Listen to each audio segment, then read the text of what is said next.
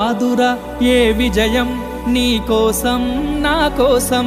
ఎటు పోదురా నువ్వు చేసిన కష్టం ఎప్పటికైనా సొంతం